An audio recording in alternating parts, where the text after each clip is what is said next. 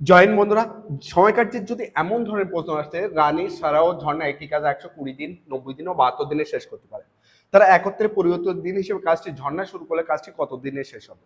তাহলে এক্ষেত্রে যতটা পড়ছি রানী, সারা আর ঝর্ণা, এখানে রানী কত দিনে? 120 দিনে। সারা কত? 90। আর ঝর্ণা কত? 72।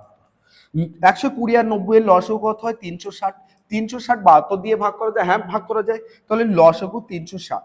রানী একদিনে 360 কে 120 দ্বারা ভাগ করলে 3 ইউনিট, সারা একদিনে 4 ইউনিট এবং ঝর্ণা একদিনে 5 ইউনিট কাজ করছে।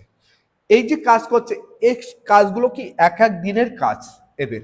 এবার বলেছে পরিবর্তিত দিন এবং ঝর্ণা শুরু করে, তাহলে প্রথম দিন ঝর্ণা কাজ করলো, পরের দিন রানী, তারপর দিন সারা। একদিনে ঝর্ণা কাজ করলে অপর দুজন কাজ করতে পারবে না। তাহলে একত্রে এদের কাজ বলতে 3 দিনে একত্রে কাজ হয়। 3 দিনে এরা কতটা কাজ করছে?